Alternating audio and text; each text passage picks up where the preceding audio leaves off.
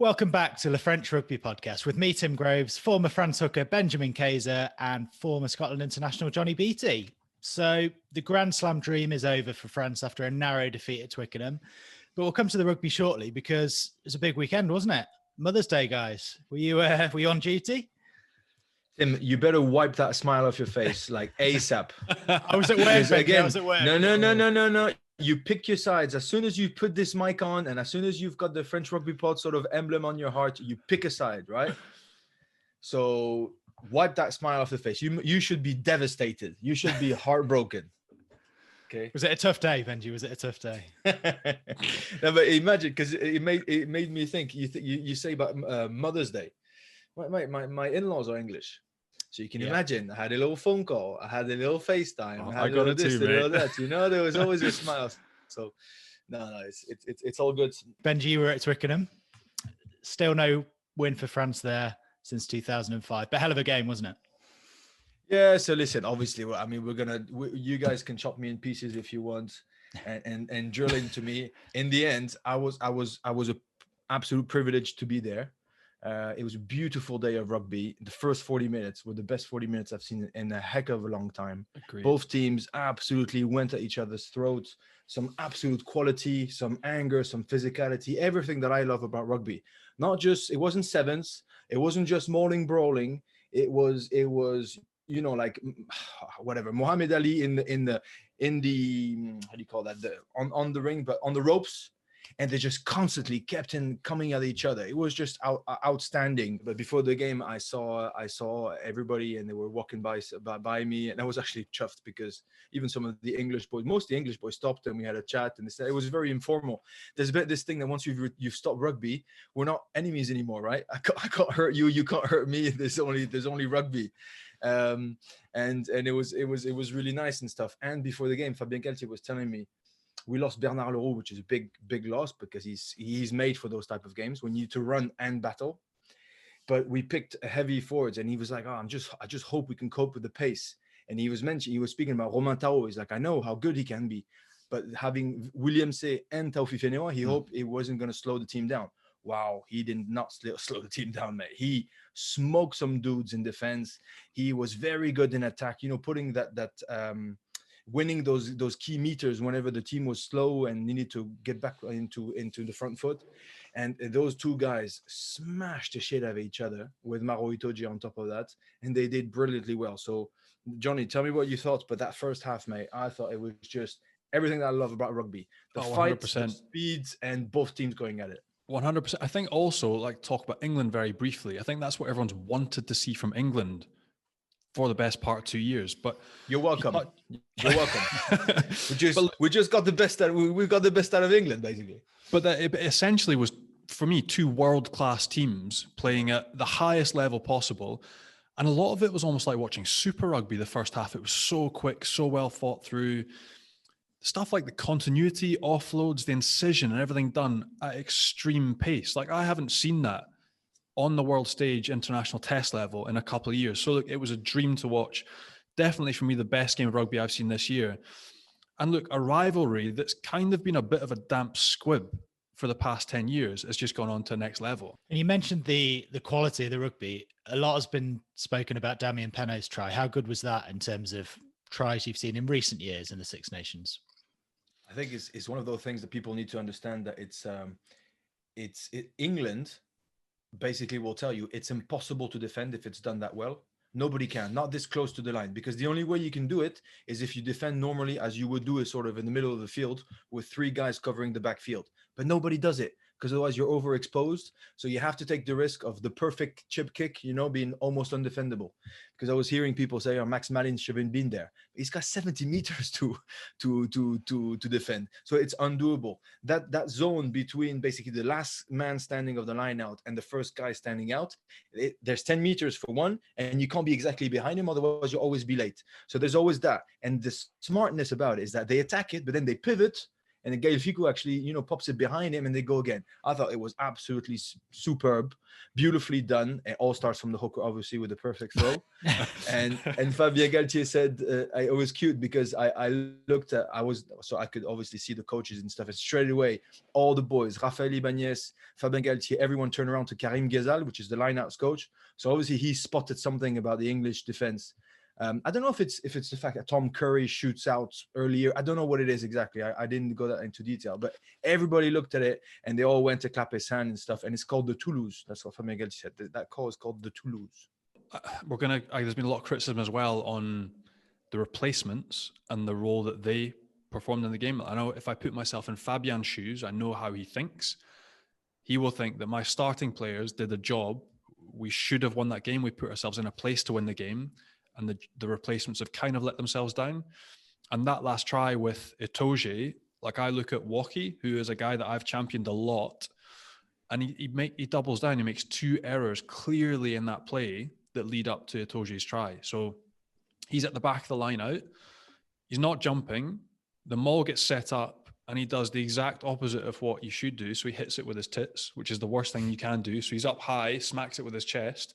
Ultimately, he has to be down low. Like, you've got basically 4 seconds of madness to try and tackle your backlifter and destruct a maul. He doesn't do anything, and he just gets carried. England get 15 meters of go forward from that maul. He then gets spat out the back of it, gets back up to his feet, and he's got one job at guard. You're one-on-one, you've got Itoje, you don't let him through. And I know Fabien Galthié will watch that and be like, 2 mistakes there have crucially cost. And if you look at the other... I don't like targeting bench guys because it's always difficult coming on at the bench. But look, there was 3 or 4 instances that you thought if they'd come on and performed their role, or even just achieve parity. Like one was JB Crow when he came on, scrum penalty, which we hadn't seen before, gave away field position right underneath England's sticks. Woki, I've just said he doubled down, lets Itoje through, lets the maul through, and Kazo as well when he came on. It was a turnover the back of a line out. All he has to do is catch the ball, run 10, 15 meters, and France on the front foot, but he knocks on, gives the ball back to England. I'm like, that was the frustrating bit, was that the starters, for me, absolutely bossed it. World-class performance. And I reckon if the bench boys that had come on had just managed to achieve parity or not make mistakes, they could have, should have, would have won the game. And that was the difference for me, was the boys that came on couldn't quite push forward and let things slip slightly. And are they just individual errors, or is that a coaching thing when they're coming on in the second half? That's the thing. Hang on. The coaches decided to go 6-2 on the bench. They put 6 forwards and 2 backs, which is a clear strategy. You talk about Woki. I 100% agree on the 2 mistakes. But Anthony Jelonche, which was the starter against Ireland, didn't come on at all. So not only did he not come on before Woki, but he didn't come on at all. Ntamak didn't come on. Baptiste Serin didn't come on. Ntamak is sort of understandable. You're not really going to add pace, to a 9 and 10. It's not really so much that in stuff. But in the same time, you're not sending him a good message. And then you would have needed that energy. You talked about Kazo. It was Kazo's first cap. It was Kazo's first cap for his first 20 minutes in the biggest game that France have played in the last sort of year. It's a shame. I don't know who are the other 2, but Guirassy, who already started against England in December, and Pessanti, the other one, at least they've got a tiny bit more experience of what international level is. So not only did he not, basically, if you do a strategy, go to the full extent of it, but he didn't use his whole bench and he didn't use all his forwards, and he got them in late. And on top of that, they picked a guy who had 0 caps. And I was next to everyone. He was the first one to go warm up, Kazo. So I didn't see if Tao or Willemse were injured or anything, but clearly they wanted him to come on. So and English finished very strong. So there's like you said, there's the individual errors, yes, but I really do think it's also down to the management to sort it out. It's easier to say now that the game is finished because in the middle of that war, it's impossible to foresee what's going to happen. I agree. But I still think there's a bit of a cock up there that costs a lot in such a small, fine margin sort of game. So very fine margins. But all eyes were on Fabien Galthié after everything that had happened over the previous month. Eddie Jones has come in for a lot of criticism recently. Did Eddie Jones win the coaching battle? Well, you look at the key changes he made. If you want to sum them up to Max Malins and Luke Cowan-Dickey, Cowan-Dickey had a very strong game. He had a very strong game, and Johnny mentioned that penalty in the scrum and stuff, and we all know that's one of his strong suits. And I was surprised Jamie George only came on, I think, 7 minutes before the end of the game, which is very late basically for a player of that quality, and usually in the normal hookers rotation. So it's really that he backed his change. Max Malins made a few mistakes, but I thought he was very threatening and very he posed quite a lot of threat, and so the French really need to keep an eye on him. And Elo Daly did very, very well when he came on. You could tell there was that extra anger and stuff. So in terms of that, you bring in Johnny Hill at the end, that massive lump, and then you try to boost things. I do think that the what did you call it? The management battle basically was won by Eni Jones. The only thing that bothers me is that after the game, Eni Jones was like, everybody was praising basically the first 40 minutes of crazy rugby that was prepared. And it's like, is that always been sort of, what did they say? Always been brewing? Or is that something new? He's like, nah, mate, we've had this for a long, long time. It's because in always been 2023, there, lads. And I'm like, what the fuck is he talking about? Against Wales, there was glimpses of it, but nowhere near what they did for 40 minutes between Ford, Farrell, and Slade. Slade was very good. Every time he touches the ball, he creates something different, and they were just attacking nonstop. So I think it's a bit easy to say that he won that battle. Yes, I think his players won that battle for him, basically. And disappointing as it is for France, they can still win the tournament with a couple of big wins in Paris against Wales and Scotland. So do you think they have it in them, Benji, or is it a step too far? It's obviously definitely doable. What worries me is that it's not just 2 wins, right? There's going to be bonus points needed. At least one. And that's the really tough one. So they need at least one, and they can't concede one to Wales. Yeah. So it's very, very tough. And mentally, if you told me, if they take 8 points in the next 2 games, I 100% back them. Now, to take 10 points or a minimum 9 without Wales taking 1, that is a tough one. They've got it in the tank, definitely. They've got it in the depth of the players, for sure. Psychologically, I think it's going to be a very tough one, because you're going to have to compete and give absolutely everything next Saturday, and then go again 6 days later. And that's going to be tough, in the head, in the body. I still believe they can do it. I still believe that they've got everything that's needed. I still believe basically they're better teams than Wales and Scotland. If that's what you ask me, I still believe they're a better side. But to play them back to back, considering how Wales have got nothing to lose, and they're in a perfect position, and they will come up with a very smart plan that probably won't allow France to play that much. I mean, if I were Wales, I would kick the shit out of the ball the whole day. Yeah. Play. How do you say that? Against what they want. Play. Not in their nature. Just kick chase. Boring. Because basically, even if they just sneak in a little bonus point, then they win it. So yeah, I'm sure they'll go chase the Grand Slam. They'll just go for the win, of course, but they will not on purpose try to chuck the ball around and get opportunities to France to score some tries. No, but look, of what France have shown in this tournament, there's also no way that they want to give Wales a Grand Slam in Paris. Like, there's just no chance that, like, we know the mentality, we know how it works. That's not what you want to happen, no matter what country you're representing. And for me, absolutely, like, if you think of Scotland's performance at the weekend, they'll be like, we can smash 5 points out of Scotland because they were shocking.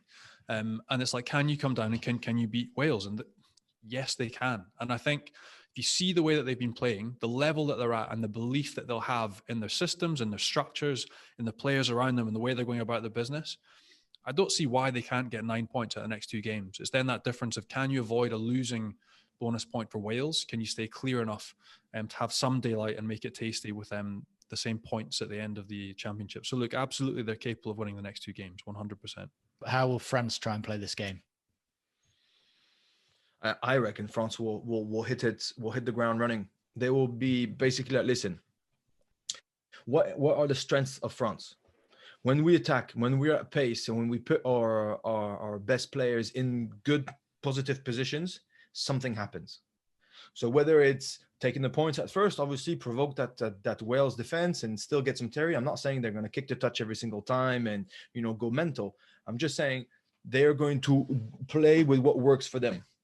So they will play, they will attack, they will compete against that Wales defense. They will really, really test it out until they know that it's the time now to kick in the corners. I think basically they will empty the tank as much as they can with a bit more composure and try to be a bit more disciplined, because if they remember the game against England, the moments where they started to kick the ball a little bit loosely, the moment where they started to let go of possession, is the moments where they were the most under pressure.